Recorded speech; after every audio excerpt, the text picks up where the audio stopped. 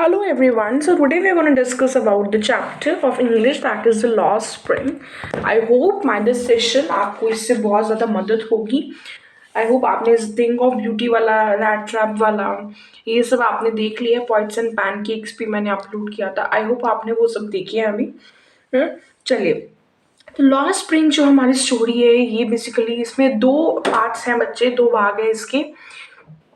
यहाँ पर इसको लिखने वाला कौन है? एनएस जंग है. ठीक है. पहला जो इसका भाग है उसका हेडिंग है बच्चे, समटाइम्स आई फाइंड अ रूपी इन द गार्बेज. कहानी पढ़ो, इसका मतलब आपको खुद ब खुद समझ में आ जाएगा. द ऑथर कौन है? एनएस जंग. Would come across Sahib every morning. So there was a boy named as Sahib, an author would come across Sahib every morning. Okay. And she used to always see him that, he was always searching for something in the, heap of garbage. He used to keep searching about something, right? And one morning, she went up to him and asked him that, why do you do this, right? And he say that this is the only thing I have to do. We live in the garbages and I have the only thing to do, and I have nothing else to do here. And so she told him to go to the school, but the area in which they were living, there were no schools in the neighborhood, right? And their conditions were very bad, like they were not able to afford it also. So ऐसे उसने पूछ लिया. क्या पूछा उसने कि अगर मैं यहाँ पर अपना एक स्कूल शुरू करूँगी तो विल यू जॉइन इट. तो साहिब जो थे वो बहुत खुश हो गए. तो कहता हाँ, मैं तो आपके स्कूल में पक्का आऊँगा. अगर आप यहाँ पे स्कूल खोल दोगे तो मैं तो डेफिनेटली आऊँगा. बट उसने तो ऐसे ही बोल दिया था. उसका कोई इंटेंट नहीं था, कोई उसका इंटेंशन नहीं था, उसके दिमाग में ऐसा कुछ नहीं था कि उसको स्कूल खोलना. तो उसने ऐसे ही बोल दिया. कभी हम कुछ बातें ऐसे ही बोल देते हैं.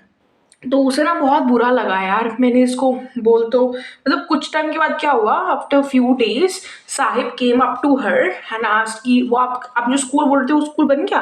तो शी सेड नो. मतलब like she felt very bad because उसने तो ऐसे ही बोल दिया था and he was like very happy. तो उसे तब रियलाइज होता है कि इस तरह से लोग इनके साथ में फॉल्स प्रोमिसेस कर देते हैं, इस तरह से इनका दिल टूटता है, इनकी चीज़ें जो है फुलफिल नहीं होती हैं, लोग इनसे फालतू के प्रोमिसेस कर देते हैं. And she did that mistake as well. But उसने वैसे ही बोला था. She was not very serious about that, right? तो साहिब का फुल नेम क्या है? साहिब आलम, which means the Lord of the Universe. But he was not at all the Lord of the Universe. He was wandering on the roads along with the other poor barefoot boys like him. बाकी भी उसके साथ में जो उसके दोस्त यार थे वो भी they were used to move barefoot only, बिना चप्पलों के वो घूमते थे. तो ऑथर ने एक दिन पूछा उसके किसी दोस्त से कि भाई तुम लोग ऐसे चप्पल वप्पल क्यों नहीं डालते हो. तो उसने बोला कि हम तो ऐसे ही चलते हैं, हमारे तो यहाँ का ट्रेडिशन है ना, हमारे तो ऐसे ट्रेडिशन है बैरफुट चलना. बट ऑथर को पता था कहीं ना कहीं कि इनका मर्जी नहीं है चलना. मतलब उसे पता था कि उनकी गरीबी इतनी ज़्यादा है कि उनकी स्टेट ऑफ पॉवर्टी जो है that is the real cause of कि उनको हर चीज़ नहीं मिल पा रही है. हाँ, बट कुछ लोग लकी होते हैं, कुछ बच्चे लकी होते हैं जिन्हें शूज़ मिल भी जाते हैं. जैसे कि जो अच्छे घरों में रहते हैं बच्चे, हम लोग हैं, जैसे आप लोग हो. तो आप लोग अगर इस क्लास को देख पा रहे हो, आप फ़ोन में, लैपटॉप में, कहीं पर भी are able to see this class, तो अब ये नहीं बोल सकते हो कि मेरे पास में फैसिलिटी नहीं है. हो सकता है किसी के पास थोड़ी ज़्यादा हो, किसी के पास कम हो. But if you are capable enough कि आप फ़ोन खोल के नेट चलाकर आप क्लास देख सकते हो, तो आप कुछ भी कर सकते हो फिर, है ना. फिर आप किसी को ब्लेम नहीं कर सकते हो. अगर आपके पेरेंट्स ने आपको नेट प्रोवाइड कर रखा है, आपके हाथ में फ़ोन है, that's why you are seeing this lecture, right. That means आप कर सकते हो. आपकी सिचुएशन बहुत बेटर है, इवन इफ यू थिंक कि बेटर नहीं है. बट साहिब की condition was very bad. They didn't even have, they used to move barefoot. ठीक है. सो बट कुछ लोग लकी होते हैं, उनको शूज मिल जाते हैं उनके एक आवाज पर ही. बट दीज रैग पिकर्स है ना, these rag pickers they remain barefooted. ठीक है। Rag pickers live in Seemapuri. कहाँ पे रहने वाले हैं ये? सीमापुरी। सीमापुरी जो है बच्चे वो दिल्ली के काफी पास है। दिल्ली में रहने वाले लोगों को शायद इसके बारे में कुछ पता भी होगा। आप इंटरनेट पे भी देख सकते हैं सीमापुरी में। मैंने एक्चुअली देखी थी। So everywhere there are heaps of garbages, सारा गार्बेज वहां पे जाके इकट्ठा हो जाता है। ठीक है। तो सीमापुरी जो है वो दिल्ली के बहुत पास है, बट दिल्ली और सीमापुरी में बहुत डिफरेंसेस है। They are exactly entirely different places. Delhi is much better than Seemapuri. Seemapuri is just about garbage. हर जगह गार्बेज ही है, उन्हीं गार्बेजेस के आसपास बच्चे रहते हैं। तो you can just understand the foul smell that they experience every day. They just garbage को फरोलते हैं कि चलो कुछ इसमें से 1 आधा रुपये हमें मिल जाए, है ना। इतनी बुरी कंडीशन उनकी होती है। ठीक है। Like all other families of the rag pickers, Sahib की फैमिली जो थी, ऐसा नहीं था वो शुरू से ही यहाँ पे रहते थे। पहले वो बांग्लादेश में रहते थे, but because of the war, not I'm so sorry, not because of the war, because of the storms, तूफान आ जाता है ना, उसके कारण से उनके जो फील्ड्स थे, उनके जो घर थे, वो सब डिस्ट्रॉय हो गए थे। ठीक है। तो वॉर नहीं है बच्चे, इट्स अ स्टॉर्म। ठीक है। तो अबाउट 10,000 रैक पिकर्स जो है वो सीमापुरी में रहते हैं। अच्छा, अब उनके घरों के स्ट्रक्चर के बारे में थोड़ा समझो। मड के स्ट्रक्चर्स, मड के घर होते हैं। They live in mud structures with roofs of tin and tarpaulin. Tarpaulin समझते हो आप क्या? इसमें cut cut cut cut cut की आवाज आती है, उसको थोड़ा सा हाथ लगाओ, है ना। Kind of plastic but not exactly plastic. Tin and tarpaulin आप देख भी सकते हो इमेजेस की कहीं पर भी। तो उनके पास में they lack any sort of the civic amenities, जैसे कि ना उनके वहाँ सीवेज जाता है, ना उनके पानी मिलता है ना। बट उनके पास में राशन कार्ड है, उनके पास में वोटर कार्ड है कि वो वोट दे सकते हैं, है ना। सरकार क्या करती है, इनको वोटर कार्ड दे देते हैं। क्यों? दे वोटिंग के कुछ टाइम पहले दे गो देयर एंड उनसे वो वोट मांगते हैं। उनको कुछ दिनों के लिए उन्हें खिलाते हैं, पिलाते हैं, मज़े करवाते हैं, इंजॉय करवाते हैं, एंड उनको राशन दिलवाते हैं। और उनके साथ बहुत सारे फेक प्रोमिस करते हैं, जो वो करते भी नहीं है कभी भी। बहुत कम चांसेस होता है कि ऐसा होता है, बट नहीं करते हैं। वोट ले लेते हैं, तो वोटर कार्ड दे दिया, जो वो देना चाहते थे उन्होंने उनको वो दे दिया, वोटर कार्ड दे दिया, भाई एटलीस्ट हमें वोट्स तो मिलेंगी ना इन लोगों की। बस इतना से इन्होंने काम किया है। दे मूव, और वो ना अपना घर ना वो इधर तो घूमते रहते हैं एंड अपने टेंट को वहाँ पे लगा लेते हैं जहाँ पे उनको खाना मिलता है। मतलब चलो इस एरिया में हमें खाना मिल जाता है तो यहीं पर भी अपना टेंट लगा लेंगे। टेंट क्या है इनका, जो कि मड के स्ट्रक्चर्स है, रूफ ऑफ टिन एंड टार्पलिन। ठीक है। साहिब जो था ना, उसे ना एक चीज बड़ी पसंद थी, उसे ना टेनिस खेलना बड़ा पसंद था। वो मतलब उसे टेनिस बड़ा फैसिनेटिंग सा लगता था। उसने कभी खेला नहीं था, उसके पास उतनी फैसिलिटीज नहीं थी। तो वो क्लब के बाहर खड़ा रह क्या करता था बच्चे, he used to watch young man playing tennis, a game which used to fascinate him a lot, and he also wanted to play tennis, but he didn't have that much of money to play, right? तो किसी ने उसको ना, जैसे हम दे देते हैं अपने शूज, कभी हमारे पुराने चलते तो हम दे देते हैं किसी को। तो किसी ने उसको ऐसे ही एक टेनिस शूज का पैर दे दिया। मतलब उसने पहले डिस्कार्डेड पैर था, उसमें एक शू में होल भी था, but he was very happy. ठीक है। तो उसे शूज तो मिल गए थे, तो he was very happy, but playing tennis was not of his reach, so he basically got, but so what happened, he didn't play tennis because he didn't have that much of money to play tennis। तो उसे at the end of the day क्या हुआ, उसे tea stall पे job मिली थी। 800 a month उसे मिलता था, 3 टाइम का उसे खाना मिलता था, बट वो खुश नहीं था। क्यों? क्योंकि अब उसकी आज़ादी खत्म हो चुकी है, क्योंकि अब वो टी स्टॉल के मालकिन के अंडर काम कर रहा है, वो उसके अकॉर्डिंग काम करेगा। वो खुद का मास्टर अब नहीं रहा है। ही इज, उसका कोई मास्टर है, अब वो खुद का मास्टर नहीं। पहले क्या था, अपने वो हल्के से वो प्लास्टिक के बैग को, कूड़े वाले को लेके पूरे जगह पर घूमता रहता था। वो खुद का मास्टर था, वो उसका कोई मास्टर नहीं था। तो ही वॉज सैड एक्चुअली, थोड़ा सा कि मैं वो नहीं कर पाया, है ना कहीं वो सैड था। वो सही था, ऐसा वाला सिचुएशन था। एंड यहाँ पे जो उसको वो कैटल्स उठानी पड़ती थी, वो उसे उससे बहुत भारी लगती थी, है ना, काफी भारी लगती थी। तो उसको अच्छा तो नहीं लगता था, बट उसकी मजबूरी थी काम करना। टेनिस खेलना चाहता था, नहीं खेल पाया था बिकॉज उसके पास में उतना फैसिलिटी नहीं था। ठीक है। ओके। तो इस कहानी को मैं एक बार आपको थोड़ा सा मेन पॉइंट्स थोड़ा शॉर्ट में बता देती हूँ, इन इंग्लिश बताती हूँ ताकि आप लिख पाए। तो first thing you have to understand that the author saw Sahib, he was always searching for something in the heap of the garbage. So once she asked him that, why do you do this, and he said that okay, because I had nothing else to do. Asked her to go to school, but there was no school in the neighborhood. Then she asked him whether she would go to school if she makes her school in this region. So but she had no intention to make the school in the near time. So and she also saw them barefoot moving and asked one of them. So he told that it was a tradition to walk barefoot, but she knew that it was a perpetual state of the poverty which was the real cause of their situation, right? And along with that, she told us that Sahib's family had come from Bangladesh in 1971 because storms had destroyed their homes and fields, so they had nothing to live in. And about 10,000 Rajpickers used to live in Simapuri, and Simapuri में जो घर थे वो किसके बने हुए थे? Mud structures के, वो tin and tarpaulin, and they lack all the civic amenities, but they have ration card and a voter identity card which enables them to cast votes and buy food. And they keep moving about their tents, and pitch their tents wherever they can find the food, right? So Sahib wanted to play tennis but he couldn't, but yes, he could get from somewhere the discarded pair of the tennis shoes. But playing tennis, it was completely out of his reach, and he got the job in the tea stall at the end, where he used to get 800 rupee per month, and all the meals he used to get. Perhaps he was not so happy because now he had lost his freedom and he was no longer his own master.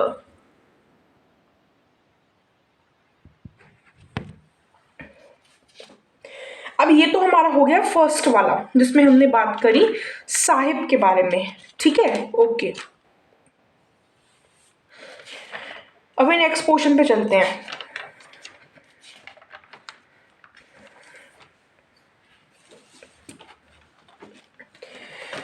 Lost spring में the second part says that I want to drive a car, I want to drive a car.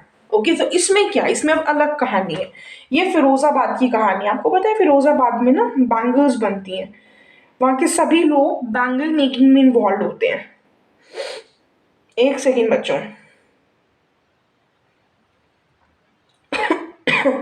तो author जो थे वो NS जंग जो थे वो कहाँ पे गए बच्चे? फिरोजाबाद। फिरोजाबाद जो है वहाँ पर क्या होता है, it is known for its bangle making industry. It is known for what, students? It is known for its bangle making industry.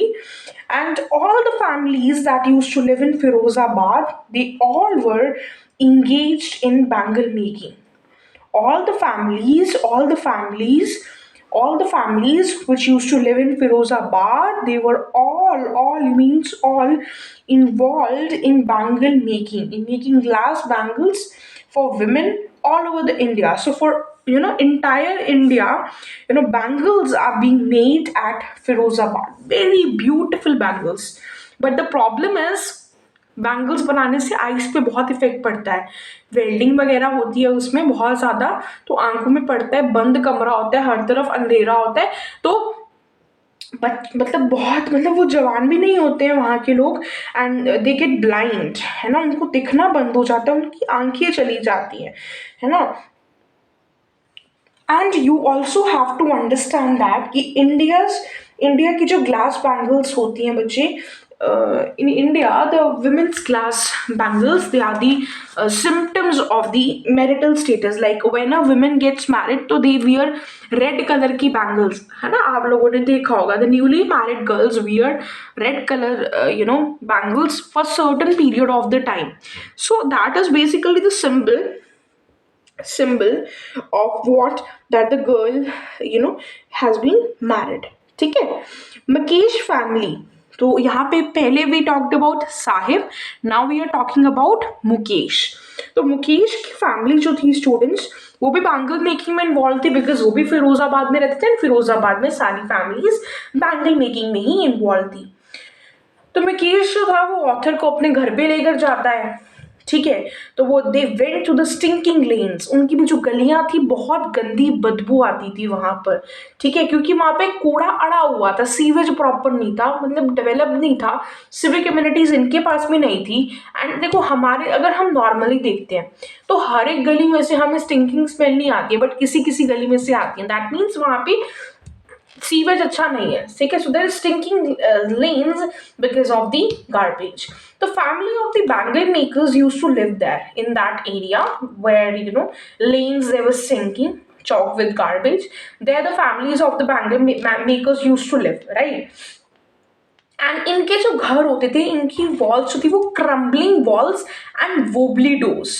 Wobbly doors means जैसे दरवाजा खुलता है कच कच कच कच कच कच कच कच कच कच कच कच कच कच की आवाज आती थी, ठीक है बच्चे, मतलब दरवाजे में से आवाज बहुत आती थी कड़ कड़ कड़ कड़ कड़ की, ठीक है।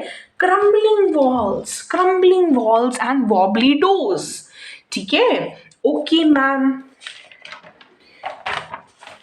उसके बाद में you have to understand that कि वो मुकेश के घर पे पहुंच जाते हैं, किसके घर पे पहुंच जाते हैं, मुकेश के घर पे पहुंच जाते हैं, जो कि उस लेन में बाकी जैसे घर जैसे थे, है ना। कौन सी लेन, स्टिंकिंग लेन्स, मैं बारी बारी दिखा रही हूँ कि उसमें से सवाल आ जाएगा तो फिर आप लिख पाएंगे। Stinking lanes with choked garbage में जैसे सारे घर थे वैसे ही मुकेश का घर था। उसमें क्या था, there was a young woman sitting there cooking meals, there was a young women who was cooking meals, ठीक है, on the firewood stove, उनके पास में स्टोव है ना, गैस बोल देते हैं हम कॉमन लैंग्वेज में, वहाँ पे वो मील बना रही थी। एंड अब उनके पास में क्या होता है ना, जैसे हमारे घरों में प्रॉपर गैस होती है, सिलेंडर पे चलती है, वैसे नहीं होता, वो लकड़ों को जोड़ के एंड देन आग चलाते हैं। एग्जैक्टली मुझे नाम नहीं याद आ रहा, तंदूर कहते पता नहीं क्या कहते हैं, बस आग जलाते हैं बहुत सारी वुड्स वगैरह को इकट्ठा करके, प्रॉपर उनके पास में गैस नहीं होती है, तो उसे हम क्या बोलते हैं, फायरवुड स्टोव। तो उसकी आंखों में धुआं हुआ पड़ा था, लेकिन ऑफ कोर्स लकड़ को जलाओगे धुआं तो होगा ही, तो her eyes were filled with smoke. तो उसने ऑथर को बोला, हाँ हेलो है, हेलो है तो नहीं, चलो नमस्ते, स्माइल करते हुए उसने ग्रीट किया। वो कौन थी, वो लड़की कौन थी, वो मुकेश के बड़े भाई की वाइफ थी, ठीक है, मुकेश के बड़े भाई की वाइफ थी। तो उसे बोलते थे daughter in law of the family she was, बहू रानी थी वो घर की, ठीक है। एंड मुकेश फादर जो थे, तो मुकेश के जो फादर थे वो बाहर आए, उन्हें कुछ आवाजें सुनी, ठीक है। तो जो डॉटर इन लॉ थे उसने क्या कर लिया बच्चे, अपने she covered her face with a well, जो कि उनके माँ के रीति रिवाज बोलते थे, ठीक है। तो मुकेश के फादर जो थे was very old and he was even weak and he had lost his eyesight because of the dust from polishing the glass bangle. So glass bangle को पॉलिश करने से डस्ट निकलती है, उससे उसकी आईज पर बहुत ज्यादा गंदा इफेक्ट हो जाता है, तो सबकी आईज के साथ ऐसा ही होता था एक्चुअली, ठीक है। तो वो अपने बच्चों को, दो बच्चों को, दो बेटे थे उसके, एक तो मुकेश और एक उसका बड़ा भाई, जिसकी वाइफ वहां पे बैठे थे, एंड वो दोनों को वहां, ये रियल स्टोरीज है एक्चुअली, वो दोनों को स्कूल तो नहीं भेज पाया था, बट उन्होंने दोनों को आर्ट ऑफ मेकिंग बैंगल्स सिखा दिया था, बैंगल्स बनानी सिखा दी थी, ठीक है। He had built the house but could not repair it. उसने एक बारी कैसे तैसे कर कर घर बनवा तो लिया, but now the walls were crumbling and doors were wobbly. तो बना तो लिया बट अब रिपेयर करवाने के लिए पैसे जो थे वो नहीं थे, ठीक है। तो मुकेश की जो ग्रैंड मदर थी, ग्रैंड मदर समझते हो, फादर की मम्मी, जो फादर बहुत ओल्ड एंड वीक थे ना, उनकी मदर अभी थी, अलाइव थी, शी वाज। तो मुकेश की grand mother expressed her believe in destiny. तो उसने ऑथर को बोला, यार हमारी तो किस्मत ही ऐसी है ना, हमारी तो किस्मत ही ऐसी है, मतलब ये उनके कुछ बुरे कर्म उन्होंने किए होंगे पिछले जमाने में, जिसकी वजह से they were born to bangle makers caste, मतलब वो ऐसे बैंगल मेकिंग फैमिली में उनका जन्म हुआ, they would have definitely done some bad karmas, ठीक है, ऐसा उन्होंने बोला। No man could change what was already decided by fate, जो किस्मत में लिखा है उसे कोई नहीं बदल सकता है, ठीक है। And it was not only her who was saying this, वहां पे आने वाले बहुत से लोग यही बात को मानते थे कि it was their karma that they were born to the bangle makers caste, ठीक है। एंड एक और वहां पे विमेन थी जिन्होंने उसे बोला, घर सारे जुड़े होते हैं, तो while she was standing there, तो उन्होंने बोला, आपको पता है क्या हम दिन रात मेहनत करते हैं और आज तक हमारी पूरी ज़िंदगी में एक भी ऐसा दिन नहीं आया कि हमने 3 टाइम प्रॉपर खाना खाया। Oh my God! And you people what do you do? Mummy ने ये सब्जी बनाई, मेरे को ये नहीं खानी, मेरे को ये चाहिए, मेरे को ये नहीं खाना, ये चाहिए, वो चाहिए। And there are certain people out there who are not even getting that food to eat. You are getting the food, the fresh cooked food you are getting every day. How lucky are you? ऐसा सबके साथ नहीं होता। तुम्हें अपने घर में एक कमरे में 4 दीवारी में बैठे लगता है everything is very good, everything is very cool, but you don't know the difficulties that people are facing outside. They are in so much pain. Everyone is not having the luxurious life. Everyone is not getting the love of their parents. Everyone is not getting the proper freshly cooked food. Everyone is not getting the notebooks, the pens, the books, the lectures which you are seeing. So be, happy about what you have, right? चलिए जी। तो author थोड़ा और हमें बताते हैं कि वो हर जगह उनको बैंगल्स ही बैंगल्स, बैंगल्स ही बैंगल्स, बैंगल्स ही बैंगल्स दिख रही थी। ऑफ कोर्स वो बैंगल मेकिंग होती थी वहाँ पर, तो उसे हर जगह बैंगल ही बैंगल, बैंगल ही बैंगल, बैंगल ही बैंगल दिखेंगी। ठीक है, तो their eyes would get used to darkness, है ना, उनको आदत हो जाती थी। बिकॉज वहाँ पे होता क्या था, लाइटें लूटें वहाँ पे होती नहीं थी, है ना, वो आग वाला सारा काम होता था, स्पार्कलिंग वगैरह होती थी। वेल्डिंग पता है ना, वेल्डिंग में देखना नहीं चाहिए, आंखें खराब हो जाती है ना, आपने कभी ना कभी तो सुना होगा। वेल्डिंग जहाँ हो रही होती है वहाँ में देखना नहीं चाहिए, आंखें पे असर होता है। एंड इमेजिन द पीपल जो कि वो काम करते हैं यार, ठीक है, तो their eyes would get use to darkness and they often lost their eyesight even before they were adults.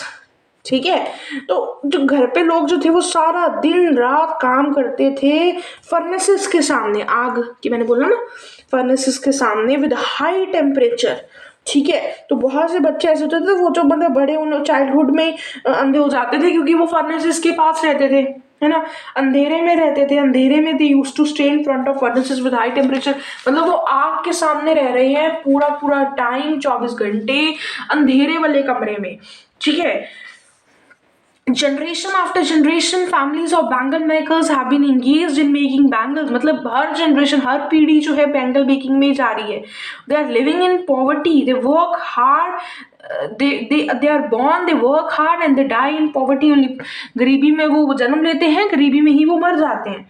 कुछ नहीं बदल रहा है, इतना टाइम हो गया है। ठीक है, वाई आप बोलोगे मैम चले जाना यहाँ से, कुछ और काम कर लें।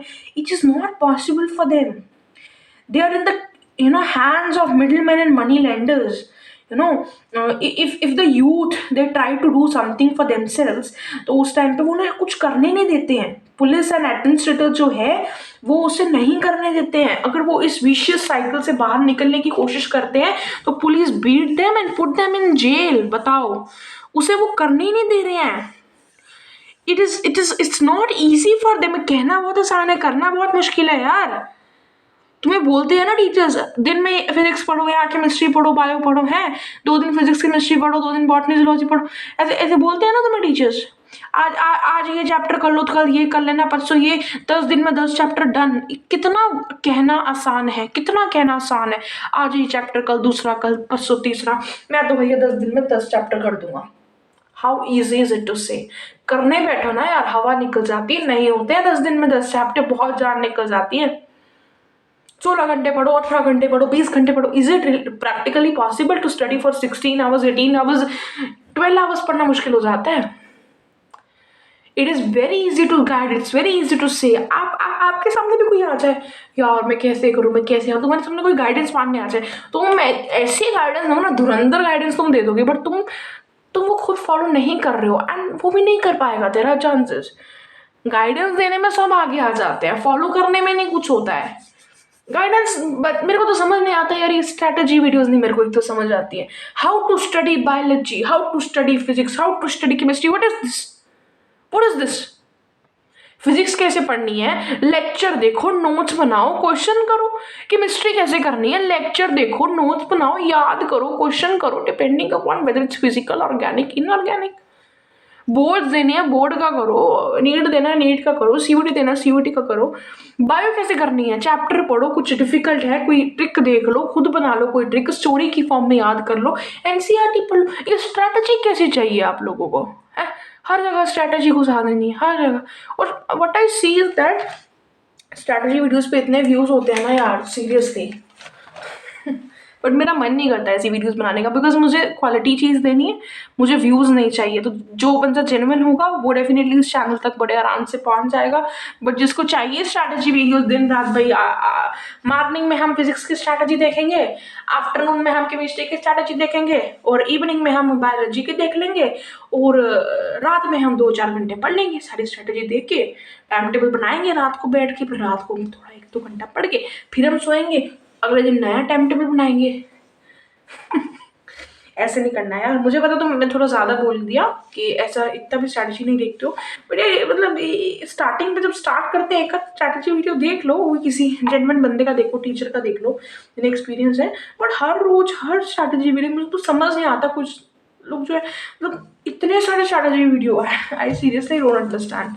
बट चलो, इट्स ओके, है ना। कुछ अच्छी बातें भी होती है, बट बारी बारी देखना भी सही बात नहीं है ना। इससे तो तुम रिलैक्स कर लो उस टाइम में। चलिए छोड़िए, I am no one to say anything to anyone, है ना। अब तो मैं बोल दिया, कोई बात नहीं, सही बात है तो बोलिए, तुम्हें समझ में आना चाहिए। Generation after generation, families of bangle makers have been engaged in making bangles, and बहुत ज़्यादा गरीबी में वो जीते हैं, and it's very difficult for them to get out of it, and you have to understand that Mukesh was a person who always wanted to be a motor mechanic. And Mukesh की family वही bangle makers हैं, निकलना बहुत मुश्किल है। उसके father blind हैं and they are living in a small house, right. And the all these people, they are exploited by policemen, politician, bureaucrats, middleman, everyone. ठीक है, but Mukesh he sees that I will never be the bangle maker, I will become a motor mechanic, and he was different from others, and author को कहीं ना कहीं लगता था कि ये bangle making में नहीं जाएगा, and he would definitely do something good in his life.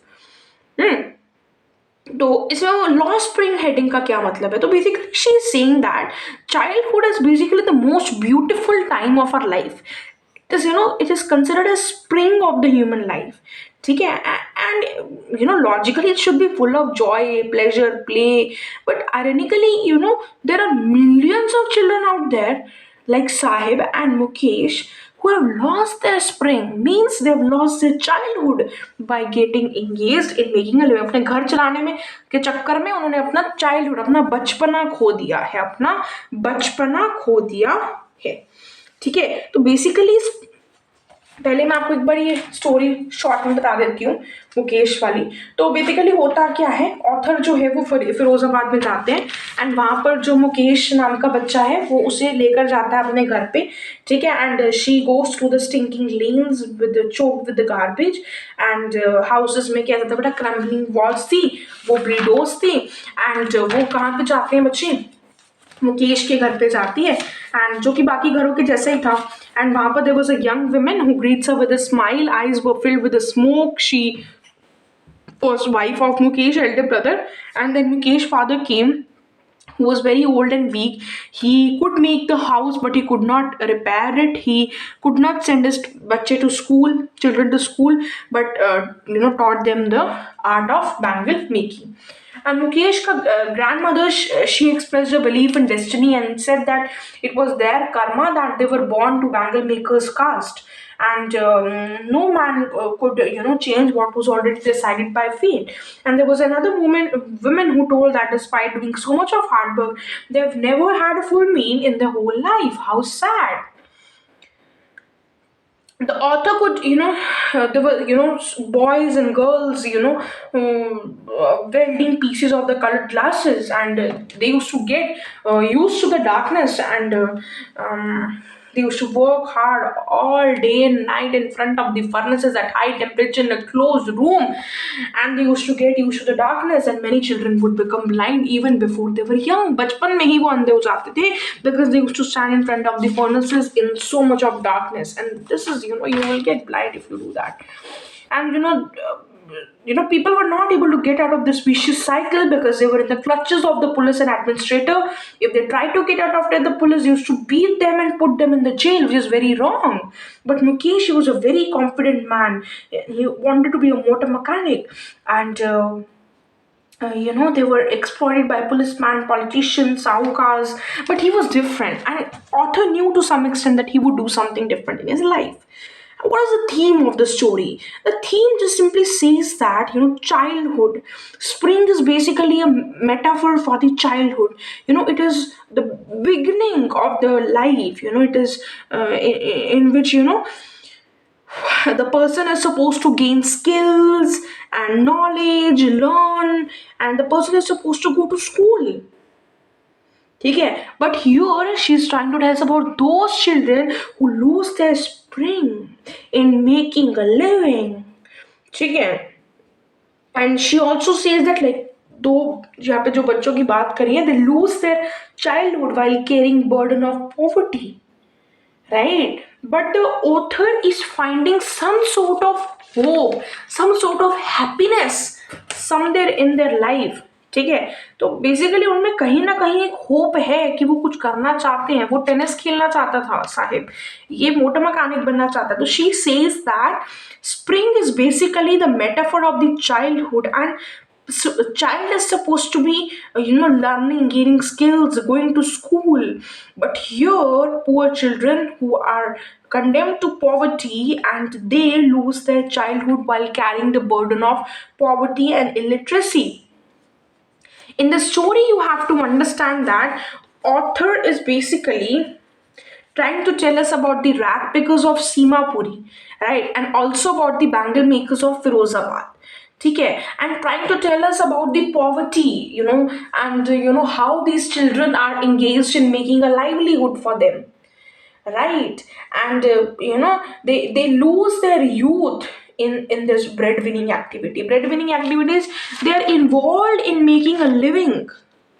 They are not even able to get a proper meal in their day, and they are not able to come out of this life because they are in the clutches of the middleman and policeman. That is all about the story. That is all about the title. That is all about the theme. Thank you so much. The story is over, and I hope you liked the story. Even if you didn't, you have to study it anyways. Thank you so much, Bache. Have a great day.